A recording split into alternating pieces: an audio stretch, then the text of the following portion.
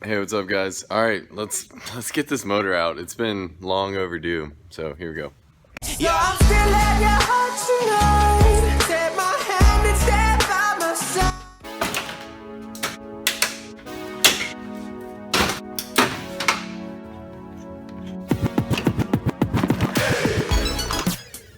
Mass airflow meter, intake, all that is off. So now we're gonna go ahead and remove the alternator. Obviously this fan shroud, the radiator fan, and then we will go ahead and unbolt the AC compressor down here and try to hang that to the side because I really don't want to mess with trying to get this Freon evacuated. So this bolt is a 10mm.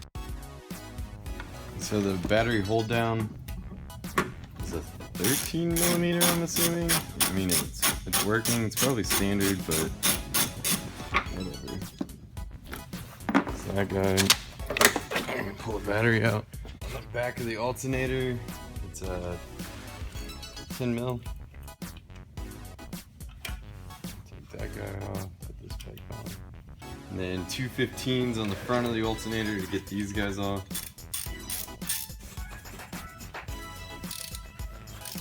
There's also a clip back here. It's gonna pry up on this back tab and wiggle this free. You also need to take off the serpentine belt, so I'm just gonna pry it off right here. There we go. We're gonna take a pry tool. Sometimes these get a little stuck, so.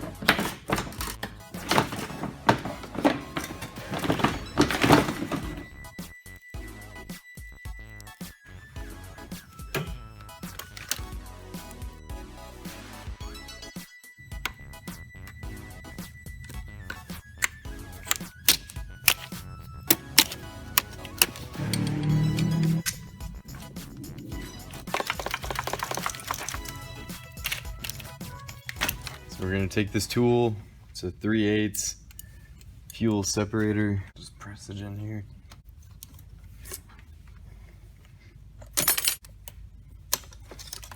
And that's 2.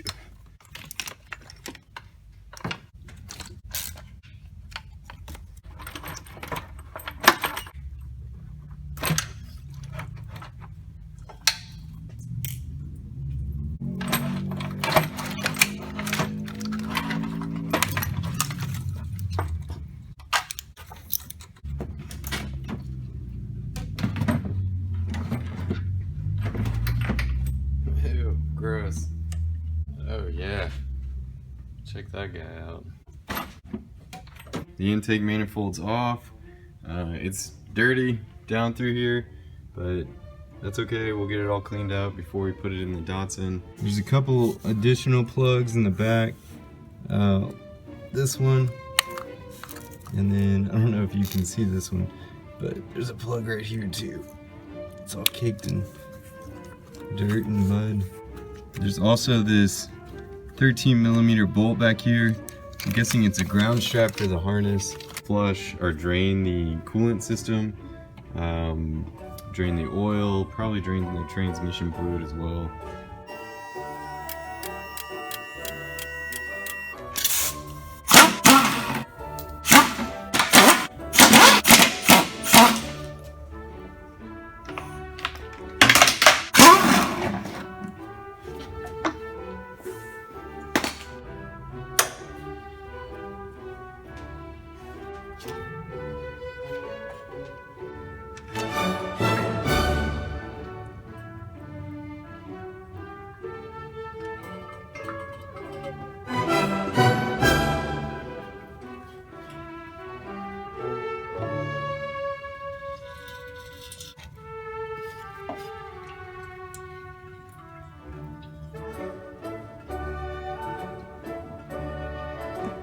That's not good.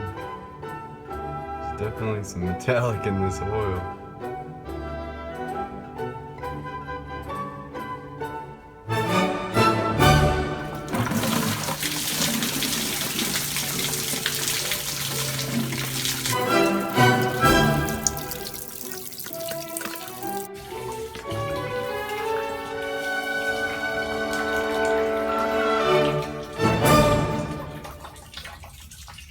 Now we're gonna remove all these guys, go into the heater core. There's 3 bolts on the top side of the AC compressor, so we got all 3 of those out, and they're actually all 3 different lengths. So those are them, and then we're gonna go ahead and lift it and get the last 2 on the bottom, and then move this off to the side. These bolts are 15 millimeter. While we're down here, we're also gonna pop these 2 transmission cooler lines, and then we also have to get the, I guess it's the oil level sensor, this guy. Gotta pull that. Then we also have to pull this ground strap off right here, and then undo all these wires. Okay, we'll disconnect that wire, these 2 wires, before you unplug this thing, but oh well, whatever. We got to take out this 10 millimeter right here, and then these 2 13 millimeters to get this starter off.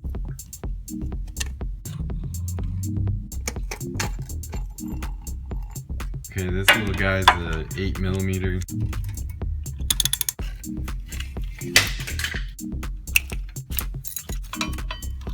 So now we gotta take out these bell housing bolts, which they're 15 millimeter. For the passenger side, this one up here, I had to use an extension. I don't even know if y'all can see this. So I had to use an extension, a wobble extension, so I could like guide the socket over the nut and the bolt. But these fuel lines are in the way, so you kind of have to bend those, or at least like press them out of the way, and then you can like slip your socket on there and hopefully get this thing off. Okay, so on the back of the power steering pump there's a nut. It's a 15 mil right there. You also have this bolt in the front. It's also a 15 mil. Then there's one more on the back side right here. It's a 15 millimeters, so you gotta take this guy out. Last but not least, we're gonna remove these 3 bolts, and then this guy should be free to kind of like put over to the side.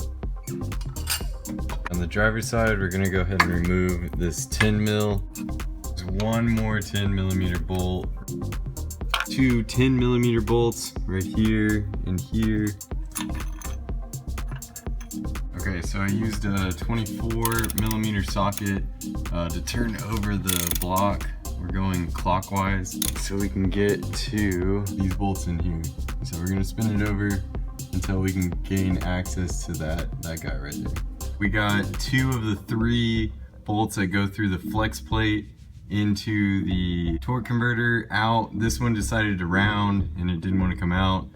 We tried drilling it, but these bolts are pretty hard. So we're gonna try to use the angle grinder to knock the head off this bolt. Okay, so we started grinding on it. I flattened down one of the sides, so I'm gonna take the air hammer and try to knock this thing loose. All right guys, I'm super excited about this. Had to grind it down, then take the air hammer to it, and then I actually took a like a pry bar or a wedge and a hammer and hammered it on this side of the nut, and it finally like broke free. I thought it slipped off again, but there she is. So I'll probably keep this bolt forever just because it was such a pain in the ass. And as you can see, the location is terrible. There's like stuff all over this. So you couldn't like properly drill it out, you know, through the top of the head right here, just because, you know, you can't get a drill in here. Screw this bolt. Now that I look at these other ones, I could have just used an Allen key. So that kind of sucks. Wish I knew that. I was just using a 15mm to, you know, drop over these, but oh well, we got it off, whatever. Exhaust manifolds are removed, oil dipstick tube is removed. So now we can get to this last bolt right here. We're gonna take out all these 10mm bolts that are holding on these coil packs, and we're gonna get those removed.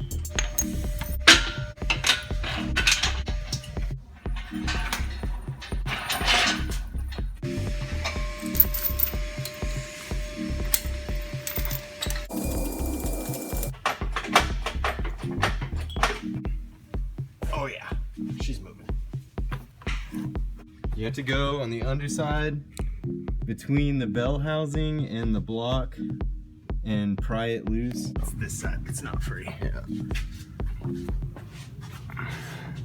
Yeah, this side's good. You can see that dowel right there. So now we just gotta get this side free. You can kind of see the dowel rod right there. Yeah, she's free.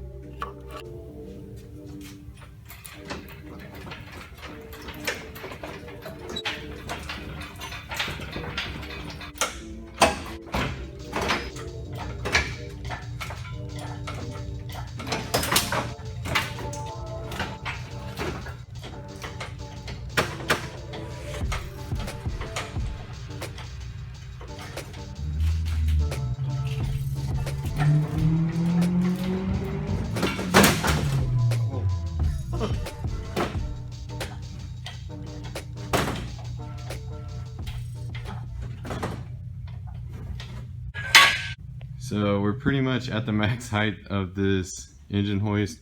It's a good sight to see this thing free. It was a pain in the butt to get it to this point, and we still got some work to do. So I'm probably gonna have to take off this wheel, lower this Yukon down as much as we can. I definitely should have taken off this AC bracket, because this is actually where it got hung up when I was trying to pull it, and it got hung up on that bolt right there. So I popped that bolt out and it finally broke free. I'm hoping we don't have to take off the oil pan to get it the rest of the way. Hopefully I can lower this enough. I mean, I guess we could also shorten up the chain to get a little more height. So I'll probably end up doing that if I can't get it to go low enough with taking off the tire.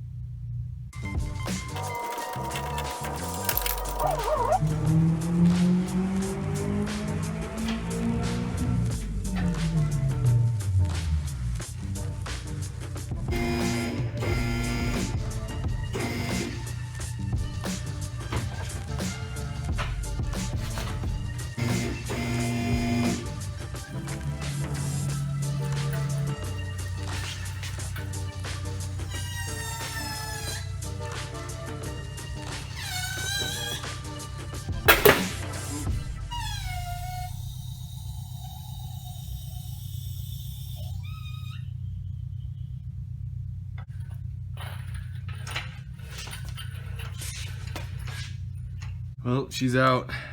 She put up a fight all the way up to the end. You just saw that. That was scary.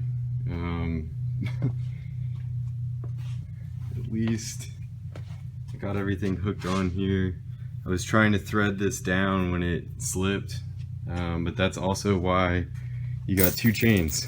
So this one, you know, would have caught it even if I didn't get this one on, but yeah, that was scary. But we got her out. No harm, no foul. So let's clean up this huge mess and shove this guy outside. Just to give you all an update, so we did take the power steering reservoir and the pump and just tie it off up here. We left the AC lines connected. Should have taken off that bracket that this bolted to. That would have saved a lot of trouble. This is the bolt that we had to remove to get it to free up so it would come out. It was hung up on this guy. There was a nut on the back side of that. I think it was a 21 millimeter. We did not support the transmission, so it's just hanging there. But there's all the different bolts that we had to take out. Some of those were really hard to get to and hard to find. They were buried so far deep in there. You can see both those dowel pins right there as well. So that's what we had to break loose so we could actually get it to move. But she's free and she's hanging over here. So we'll get this cleaned up. I'm not sure if I'm going to take the heads off or not, or if I'm going to leave it pretty much stock, but we got the platform to work with. Woo! I don't recommend doing this job. Just go buy an engine if you want an engine. It'll save you tons of work.